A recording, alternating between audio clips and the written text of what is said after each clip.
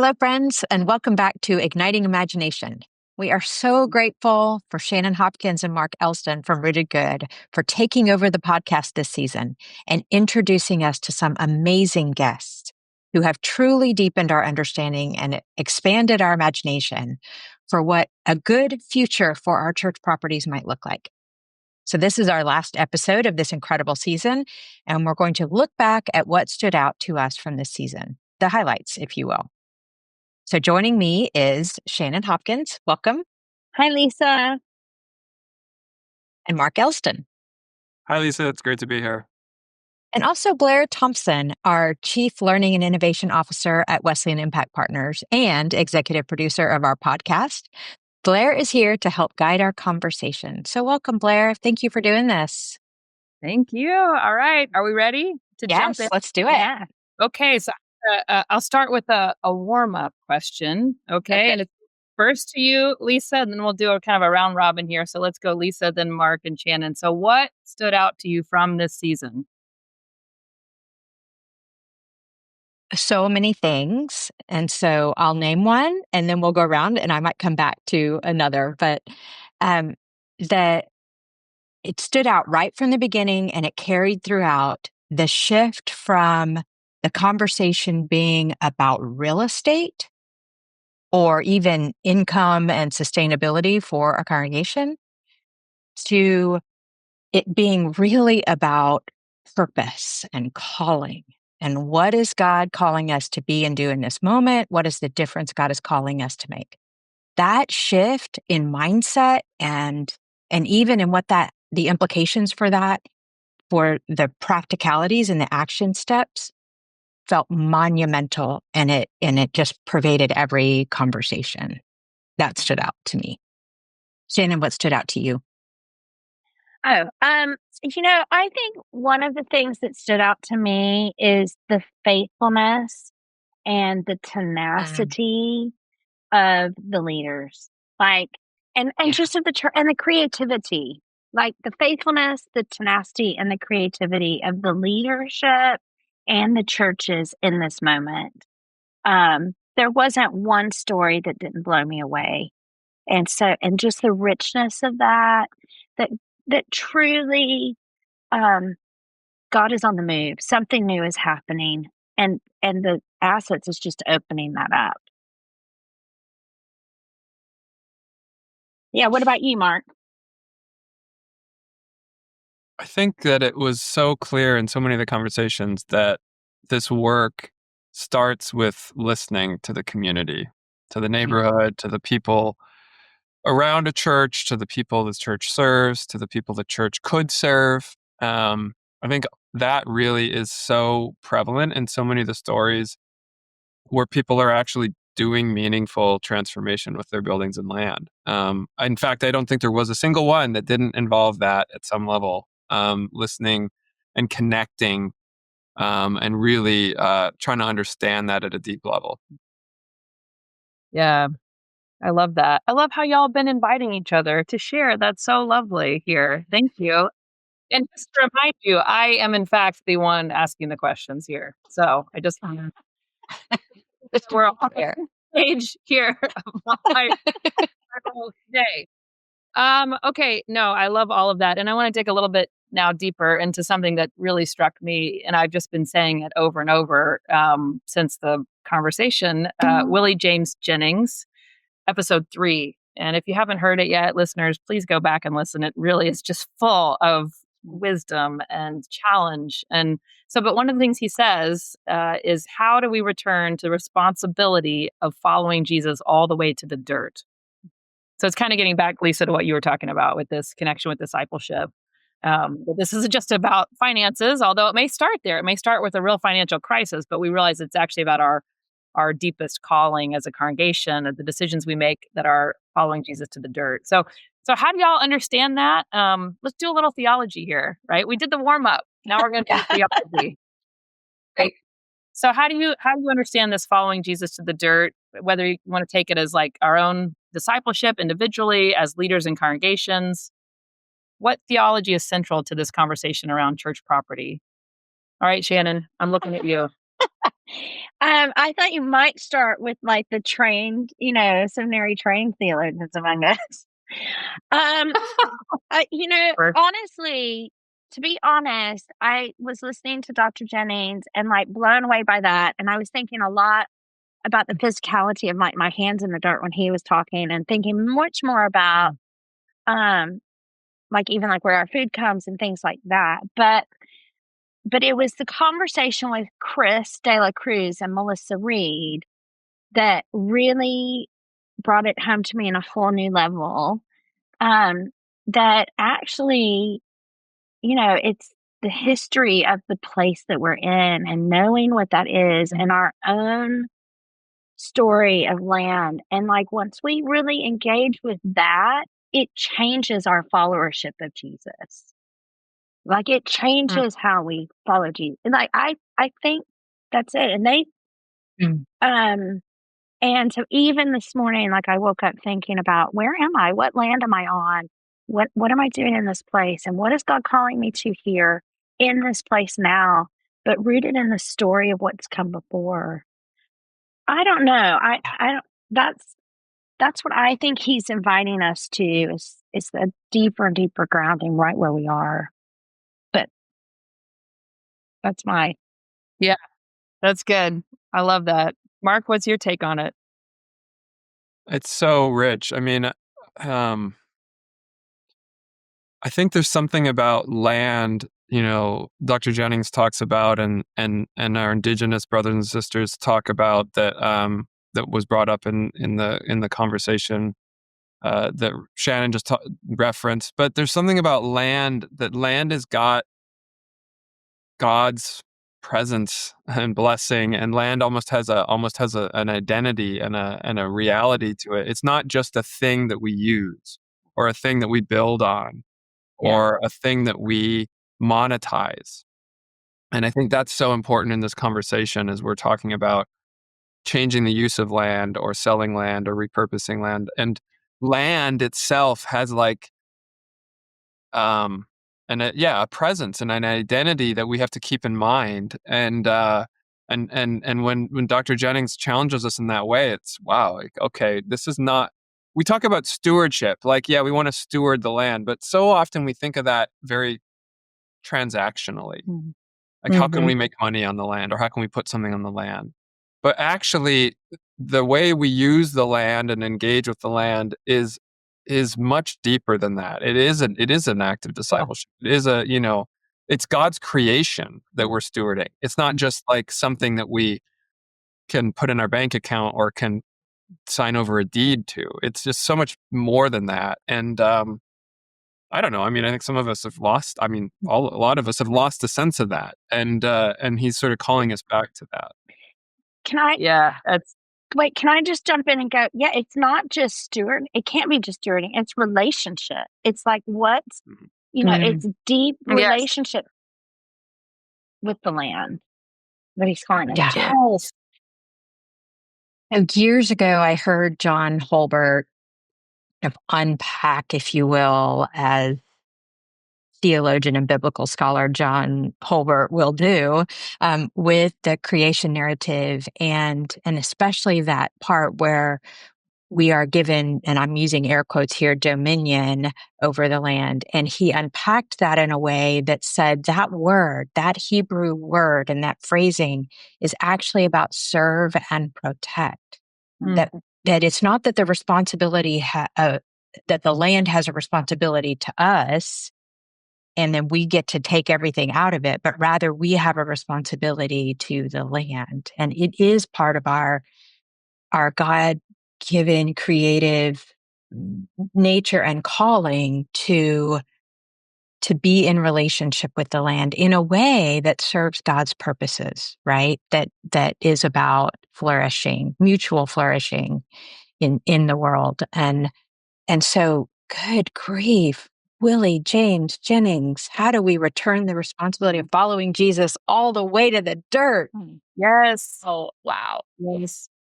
All of this is reminding me of study or work that's been done. Researchers have discovered that, and this is out of the medical sciences, that if you have inflammation in your body, it helps if you take your shoes off and your socks off Mm. and you go and walk in the dirt for 30 minutes a day. Like this is, um, now there's a whole nother part to the story, which is they're trying to create a technology that recreates that in your Yeah. house. So you don't Grounding. know like that, right? But just to say, like, what if congregations would walk the land? I mean, very practically, take their shoes and socks off, get their feet in the dirt, walk the land, and just say, okay, I want to be in relationship with this land. And it's almost this like, um, prayer between the land and the congregation and God. And it's like, how are we going to work together to benefit the community that we're a part of? So, all right. Interestingly, though, Blair, when you say that, she might not have had her shoes off, but when I think about the Jess Lowry's episode, I think, she talks about how much she walked her neighborhood and so much of that. Anyway. Right. Yes. So, okay, listeners, if you're listening to this, maybe take your shoes off, go on a walk while you finish the. Okay, so another great episode that I've just repeated and told people about is Bob Smetana, who's a religious news service writer, reporter. Fabulous conversation we had with him in episode 2. You asked him a great question in that, and you said, look, the time to start discerning the possible futures for church property is now.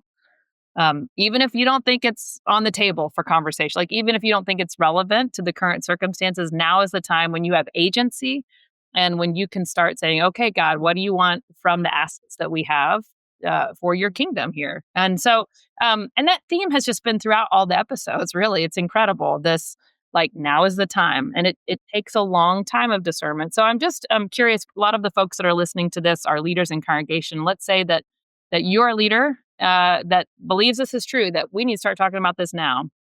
Now is the time for discernment. But your congregation's a long way from seeing the value of this, or even maybe a little fearful of this conversation. And so I'm just curious, like, how would you all, given all the conversations you've had now this season and that we've heard, how would you start the conversation or begin to invite people into it for a congregation that's kind of, meh, maybe, maybe we need to have it, probably not feeling that way. Mark, what do you think? Yeah, I mean, certainly just the idea of that is so true. We get often asked, by congregations, oh, we've got about 18 months left. What do we do? And I mean, the honest truth to that is not a lot at that point. I mean, there are some options, but not many if if you're at that stage. And so, yeah, it's never too early is the other way to phrase it, right? It's never too early to start thinking about expanding the use of buildings and land and property. Every congregation's a little bit different, I think, about starting places. Sometimes it's a legacy question. We heard that in some of these episodes. Thinking about, we today have the opportunity to shape what will be here on this spot for 50 years from now. That question is key. And for some people, that really resonates with them, and they're willing to then get into it, if that's it. Others, it starts with relationship with somebody or somebodies, a person, a set of people, a community, in their neighborhood or in their town, and that's where it starts. And it's like, oh, if we were to think differently about the use of our buildings and land, we could in some way connect with these people, or in some way serve, or in some way make use of their gifts. That's another starting point. So it really does vary a little bit, and you just got to listen for where those connection points might be. Yeah. What about you, Shannon, as you've worked with congregations and work with leaders specifically who are trying to invite their congregation into the conversation? Part of me was going to say I don't think I have anything to add because I agree with Mark. Like, it can start in a lot of different places. I think it's just look for the opportunity. Like, we've also had people start a book group, like start reading, like they've read Gone for Good together, and that started the conversation. Or, people just ask, like, when a building maintenance issue comes up, like, is this all we're going to talk about? Like, look for the opportunity, I think, is one thing. And just try, just start the conversation. to get a group together that wants to go on a journey too. Like, because the leader's not on, you're not on your own to do this. Like, you got to have being conversation. So I don't know. That's not a very eloquent way. I mean, I think my way is always I want to get in the neighborhood. I want to do the listening, but that's how I'm built. I want to be in relationship and figure it out. Sorry, Mark. I think we often encourage people to just start somewhere too. Yeah. I mean, like I sometimes use the analogy of, you don't go to the gym to the exercise for 5 hours the first time you go back to the gym. I mean, that would be a disaster. You'd never go back again. You'd be laid out for weeks. You go for 15 minutes, and you lift a few weights, or you take a walk around the block, or you jog for half a mile, right? You start somewhere. You start small though. You don't have to bite off this massive thing off the beginning. And so sometimes people want to do something different with a kitchen, for example, in their church. Well, maybe start by just inviting a food entrepreneur to do a pop-up meal once. One pop-up meal in the kitchen and try it, see what happens, see how it goes. You don't have to come up with a 10-year strategy right away. I mean, eventually you might want to get there, right? But starting with something that you can kind of give a go. And if it doesn't work, the stakes aren't as high because you have it, and you learn the practical issues, you learn the sort of internal decision-making questions the church has to deal with. All that you learn by starting with something a bit smaller. Shannon's always called these the meanwhile projects. Come up with something in the meanwhile while you're also thinking about the big. I love that. I think it's super helpful. Yeah. It's that have the conversation you can have that points you toward the conversation you need to have. And that's sort of what I'm hearing you talk about, right? And then it seems to me that oftentimes in groups, out of our own anxiety, we start with answers instead of starting with questions. And what you all are describing is really let's ask the question. Let's ask the question of ourselves, of our neighbors. What's the difference God is calling us to make? Who is God calling us to be in this moment? What's the giftedness of our neighbors? How do we get to know our neighbors? Those are questions, not answers. And when we come at it with an answer in mind, then it can be disastrous for a congregation that's already anxious, Well, and so many people think they have the answer, that we've got the right idea for this property. And you're right, it's never the way. It reminds me of Henry Nouwen says, answers without questions do damage to the soul. Right? You're absolutely right. Just ask the questions. And so what I hear y'all saying is almost developing a set of disciplines or practices, even like this practice of curiosity. What is God doing in our community? And this practice of listening. I mean, this is I was reflecting too, one of the conversations we have, and I'm sorry, I can't remember who said it, but we asked, what do you wish seminaries would teach? And somebody said listening. I wish how to deeply listen.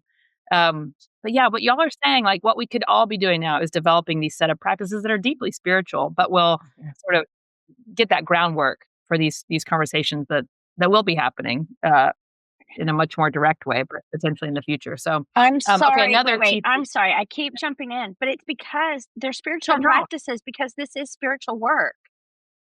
Yes. This work demands the spiritual practices. Yeah. Right. I don't know. Yeah. So. Right. Yes. I mean, especially for the leaders too. I mean, for everybody, but because this is a long-term, persisting, difficult, in many cases, as we've heard over and over again. I mean, you have to just have this deep spiritual grounding in order to make it through this process in some ways for some of these leaders, because there is resistance, right? Oh, look how I bridged to the next question. There's resistance. And so I'd love for y'all to talk about what you heard. I mean, again, it showed up again and again. Everybody faced resistance, all these amazing leaders. And it was so interesting to learn how they learned from it, leaned into it, worked through it. So anything that you would say again that you heard them say, or that you would underscore, here's how you handle resistance when it comes to this church property conversation. I'll just say a story that I love that I love about a church that we connected with actually in San Antonio a couple of years ago, where they decided rather than fight, a group, they wanted to do something new with the campus. They wanted to do really convert the campus of their church into something really different. I think it was to house young adults in the area that were coming in and to volunteer at AmeriCorps and things like that. And they wanted to house them. And there was resistance. There was a great deal of resistance from some of the folks in the congregation. And what they did was they first listened to where the resistance was. And they heard congregants saying, I really want to have my funeral in this sanctuary. I do not want it to be gone. And rather than set that up as like it's one or the other, like it's either the sanctuary stays and you can have your funeral, or we do this new thing, they just said fine to both. So in other words, yes, we will commit to you that you can have your funeral in this sanctuary, and we will retain that space as much as we can for as long as we can. And also, you're not going to hold hostage the rest of this campus, and we're going to move forward with this new thing on the rest of the campus. And I just love that kind of sort of sidestepping of the like this or that. It was like actually both can be there. And some reason we just love to get into these like this or that situations. Like it's either this or, well, it doesn't have to be. Sometimes that's the case, but very, very often it's not. It's actually this and that.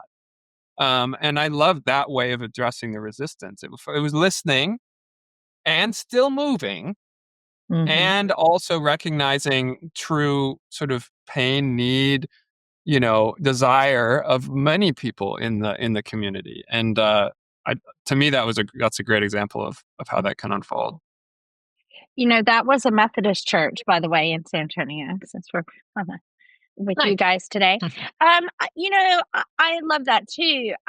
The one thing I would say is that at least two of the podcast series, the people that were resistant and the most against the projects that were being built became champions of those projects. And there was a sense by one of our guests that like, let's take this as a gift. Like we're actually doing something that people are responding to, and like, this is okay. This is, so I think you also, keep moving. It's the keep moving forward and, do what you can. But, but trust this is a long journey that can come back around. Well, I remember Reverend Sharon Core, who talked a lot about the resistance, which I was so beautifully vulnerable and open and helpful. And she said it a number of times. When they got back to the basics and got crystal clear on their purpose, on their why, then they were better able to articulate and to help folks in the congregation get on board with the how and the what. Right. And I mean, this is kind of basic, right? Simon Sinek, thank you. But it's, that crystal clear on purpose, crystal clear on what it is that God is asking of us and how we are aligned with our missional purpose that, anyway, that helps to move through the conversations with those who are struggling. I do think it's interesting in that story too, though, that there were people that left the church. Yeah. Quite a few, actually, a significant percentage. And so there is a recognition that we can't please everyone when we do this work. It can't be done. You can't, if we wait to please everyone, we won't do anything. Yes. Right. And so there was what they did is they got really clear on the why and the what, and then they moved. And then those that were unwilling to move chose to not go with them, and that was okay. And and it just had to be okay, because otherwise, and the story I was about to tell earlier was I actually was guest preaching at a church here in Madison last weekend, and I encountered somebody who was on the board of directors at Press House, where I served for 20 years prior to my being there and my wife's being there. And he was a huge skeptic of the project that we ended up doing. Huge. And he still talks about it 21 years later. In fact, he introduced me to someone in his church, and he said, yeah, I was the person that thought it would never work. But I was wrong. Nice. And it did work. And he has since been a donor, and it's like Shannon described. Like he was very much did not think it would work. Never fully came around early on, and then but then now it's like, okay, I guess it did. And now he is a champion for but the organization at the time had to just move. Even with that kind of skepticism or resistance that was happening. Reminds me of the scripture where it says, where he says, if this is of the Lord, it's we're not gonna be able to stop it. These are the men that turn the world upside down with the gospel. And if this is of God, we're not going to put it out. It's like you've got to trust that a little bit, like stay the course. I don't know. Yeah, I love that. And there's also a thread here of when you have that clarity of purpose as a pastor, and you're honed in on purpose, and you give yourself permission in a way to move away from trying to make everybody happy, and focus so much on that people's preferences. And you have that clarity. It's so freeing. It can be very freeing for everybody to lean into that and say, here, we're very clear on our purpose. We'd love for you to join us. And I want to hear from you and all of that. And it's okay if this doesn't fit you. It's okay. And great news, there's many other congregations nearby that may be a better fit. There's lots of options, right? So I think that it can't, but that was the other thread. I think many of our leaders that y'all interviewed here, they had felt that freedom, and they expressed that this experience actually helped them to understand their calling more clearly. And I think that's something. So, there are so many pastors that are feeling so tired, burned out, pulled at every direction. And what these leaders said clearly is, this process was freeing and was exactly what God was calling of me to do. So I don't want to miss that point that was so clear throughout. So speaking of people, though, that really had that sense of calling, Kevin Riley, the episode with him. Oh my gosh, so good. Incredible. And I want to make sure that was episode 7, listeners. So if you haven't heard it, Pastor Kevin Riley. And his perspective is so unique in many ways, but one of them certainly being that he's from a rural area, that his church is in a small town. And they've made this incredible outsized impact in their community. So I'm curious, Shannon and Mark, y'all put together the list of guests here this season. Like, why did you want to include Kevin, especially, focusing on someone from a rural area? What were you thinking about that? And what did then you see as critical that you want to pull out from that conversation around this, how rural communities, rural churches can make a difference with their property? What if I do the why we wanted a rural church, and then Mark, you pull on the back end of that question? Yeah, good. Well, we could not have a rural church. It's the question we get asked all the time. Like, well, what about rural churches? Or people will say, they won't ask the question. They'll just say, well, this doesn't work for rural churches. And I hate that. It's like, well, you're just discounting a lot of churches. And I come from rural, that's the, we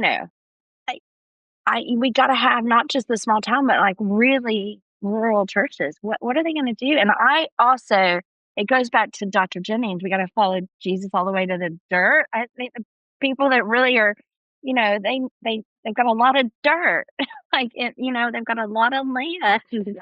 And what are we going to do with our land? I think is a huge question in the world right now, as we face lots of issues with climate. And so we just had to have a rural church. And I don't think there was anyone better than Kevin Riley. I mean, what an incredible leader. So, and a phenomenal story. So. Yeah, there is this sort of perception that this conversation about kind of repurposing church facilities, land, buildings is an urban thing, and it's a housing thing. That's the other thing. Sometimes those get kind of collapsed, like that it's about building housing, which really is an urban problem, and that's not true either, actually. But that's a perception, and in fact, there are so many ways in which rural churches have more potential impact that they can make, even in an urban setting. I mean, that it's different. It looks different, and the sorts of things they're going to do are going to look different, and the sort of dollars and cents of it might look different. But the impact that they can have in their communities is massive. And Kevin, I think the thing that I remember also from that conversation that's so rich is not only was it about an urban church doing really amazing work, but it was about partnership.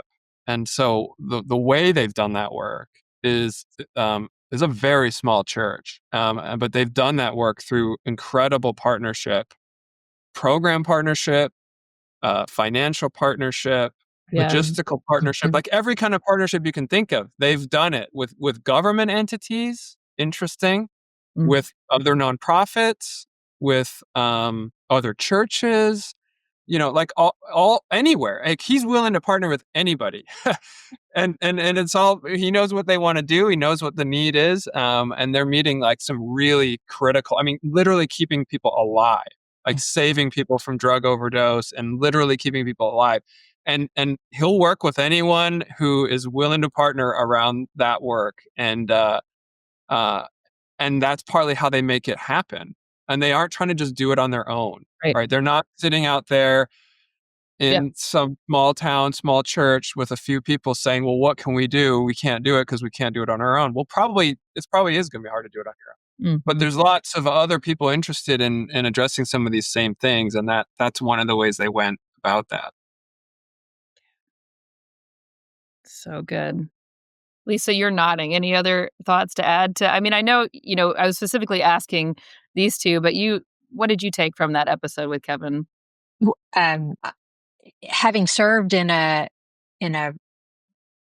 rural, I would say small city compared to 720 population that Kevin's serving. This was a town of about 10,000, but still rural, northeast Texas, and I just want to echo the need, but also the possibility in a smaller town, right? He named that addiction was such an issue. Poverty is certainly an issue in our town. Every year, 75 to 80% of the kids in the elementary school, qualified for free and reduced lunch. You're talking about a poverty level that is significant and worth attention. And the giftedness of a small town means that here's a community that wants human flourishing, like wants the well-being. And so you can collaborate and partner in ways that are significant. And typically the church has a really valuable role to play in that community. And so I think we ignore that environment to the detriment of the church's witness. And so I so appreciate your bringing Kevin in and to the conversation, and found that whole conversation and story beautiful and powerful and inspiring. Yeah, me too. Thank y'all. Great connection with Kevin, and really incredible ministry. So, all right, I want to ask a few kind of individual questions here. So I'm going to start with Lisa in particular. You've had many opportunities to talk to people across the country. And I think this topic comes up a lot around church property and neighborhoods. And I'm curious kind of what you're hearing. I always like to kind of get a pulse of what are the questions being asked related to church property. And then, this whole series is based on questions. So listeners, if you didn't pick up on that, right? Like every episode is a question, and we spend a fair amount of time deciding what the key question is for each episode. But did we miss any questions, Lisa, that you would want to add that you're being asked or that you've heard recently?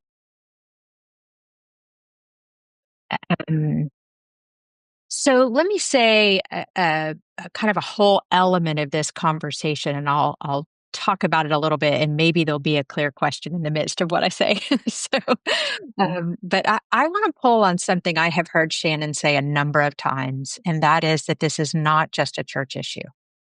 That this is an important conversation about the neighborhood, the well-being of a community, the common good, and what is needed for mutual flourishing in a city or a town or a neighborhood, and how the church is a part of that, right? So if there's a question, a question might be like, so if, and pick your percentage, 30% of the church property in a community or a town is sold for non-missional purposes, how does that change the vitality and sustainability of that community?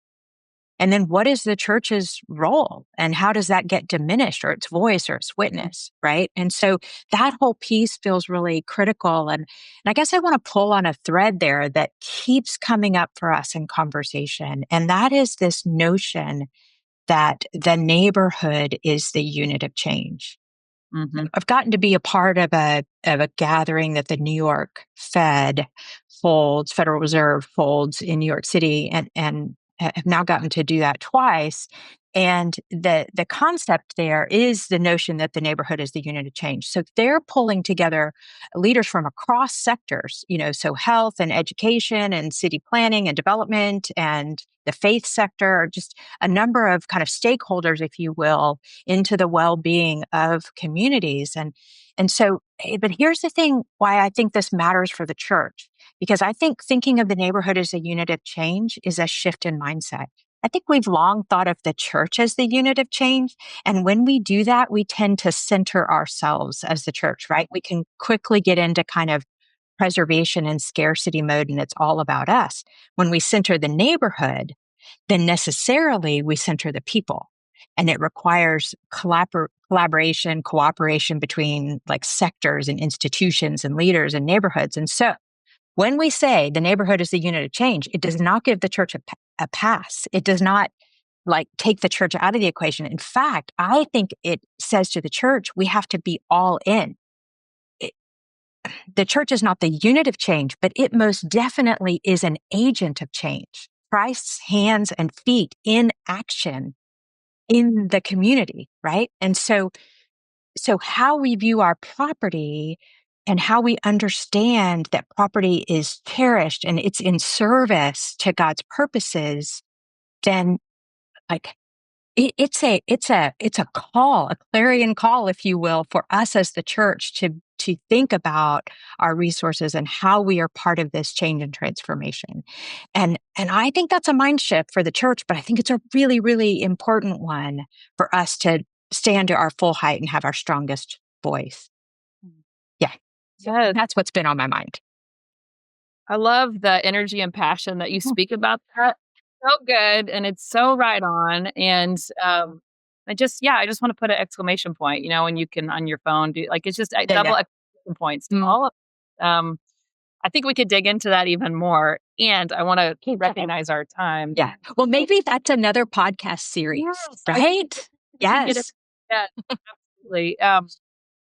Yeah. And just to, again, I want to match, Shannon had a biblical reference. So I want to also offer a biblical reference just to, even it out in here. But yeah, this is Matthew 10, like go to the neighborhood, like you don't have to go to a far off land, like go to the neighborhood. And so we go back into the streets. Yeah. Okay. I'm going to move to rapid fire, and then I want to kind of build in my last question to Mark and Shannon in that. So are y'all ready for rapid fire? Okay. We're going to make it somewhat rapid. So here it is. I'm going to start with Mark. Complete the sentence. A church following Jesus all the way to the dirt is hopeful. I think I would use the word hopeful. Nice. Okay.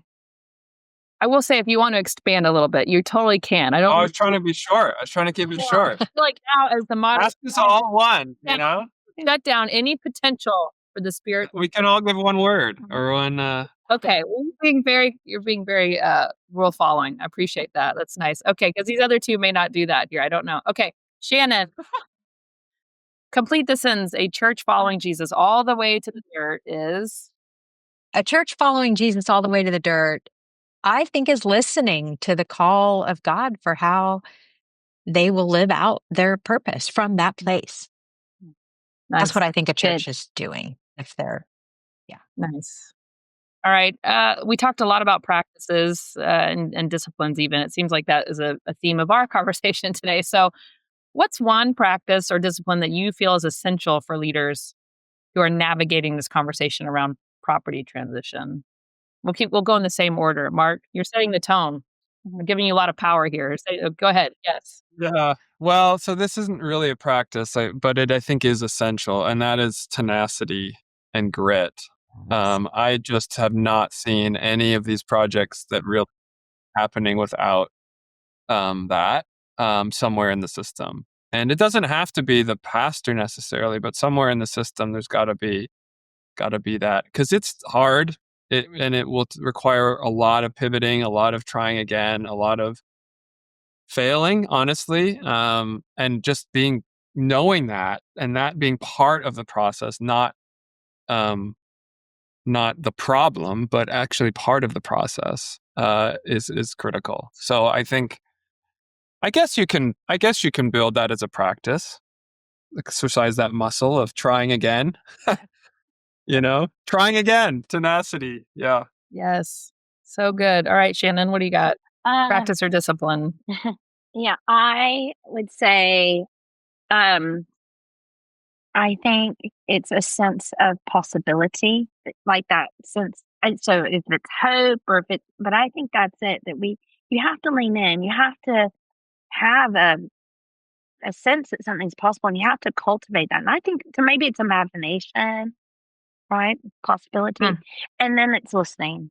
So I think the possibility is beyond curiosity. It's like, no, there's something we can do here. Mm. And you have to practice that because you have to keep leaning in. I don't know, maybe practice, but you have to keep leaning in because so many people will say no, or what are you talking about? I can't see what you see. Or maybe it's seeing, but and then it's listening. There's no other way to do this work than by listening. Mm-hmm. Yeah.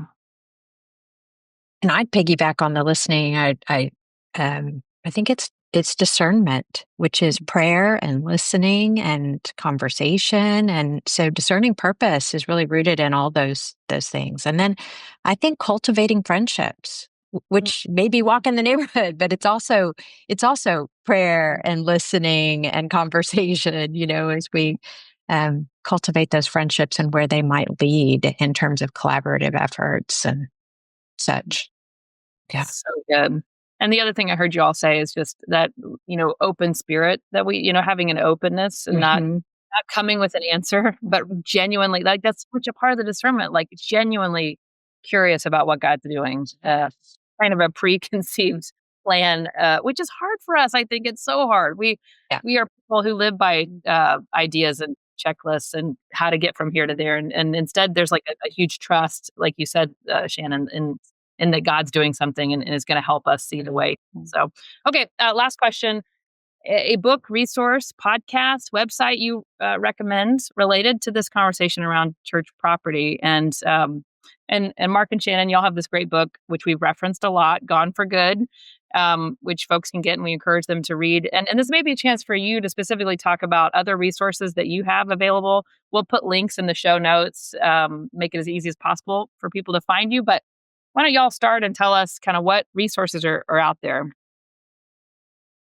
Well, I would say that, so I can say a word about our resources in a second, but I think related to what Lisa was talking about earlier and the interdisciplinary nature of this, and this is bigger than just the church. And if we stay in the church only for resources, we're going to be missing an awful lot. So I encourage people to connect with organizations like Strong Towns, that is sort of about community development and urban planning. I mean, urban planning folks, lots of universities have really great resources. Really thinking it is a much bigger question than just a church question. And so I'm a huge proponent of looking for resources outside of the church. That said, well, Rooted Good isn't the church. Rooted Good, our nonprofit, does have a lot of resources for congregations, and many of the guests on the podcast have used them actually for various parts of their programming and so on, and to get to where they are. And our Good Futures Accelerator course is an excellent way for people to take a journey over 9 months of listening, of thinking, of walking their property and their building and their land. All that's in that process, and it's a process to help get to a social enterprise idea using buildings and land. And then we have some other resources: how to rent well, and how to develop well, how to partner well, that are all designed to help leaders in churches actually work through these critical decision making actions and listen and do the things that need to be done to get to something. Yeah. It's good. Any other resources? I'm going to name 2 books that are not from ours, but one is The Future of Museums, 21 Dialogues with Architects. So these are both out, I think it's the best book that I've read in a long time. You replace the word architect with priest and the word museum with church, and you can really can set your imagination aflight. The other book is a book by Elizabeth Oldfield, Fully Alive, Tending to Our Soul in Troubling Times. And the reason I say that is because I think she's speaking to how we maybe the way that our houses are built, our houses of faith are built, are changing, like being deconstructed, but we're reconstructing them, and out of that newness is coming that's good for our soul. And I just think it's a hopeful book in this moment. So I've been thinking about some of the folks who are doing this work, and we often refer folks to you all, of course, Rooted Good, but also Partners for Sacred Spaces, thinking about adaptive reuse of buildings, Oikos Institute for Social Impact, working with cohorts of congregations and helping them think about their assets, Bricks and Mortals in New York City, the Proximity Project. These are all folks who are helping congregations think about this work in this season. Yeah, great resources. And I think is it fair to say then that we are all on a journey in this? Like there's not it like I mean, no, ain't nobody figured it out yet, right? Like Right. it's continual. I think we're discerning as an organization, like what is ours to do? How can we be of most use in this season for congregations, for leaders? And so I just want to name that I think that's the beauty of the timing of this the series of episodes is that they're helping all of us to get a grasp of what God's doing in the midst of this, and then what is ours to do in the positions we've been placed for such a time as this. So thank you to each of you for your leadership, for your wisdom, for your humor, for just the continual friendship we're building together. I'm grateful. Me too. Thank you, Blair. Thank you. Thank you. Thank you for having us. It's been really lots of fun. Thanks so much.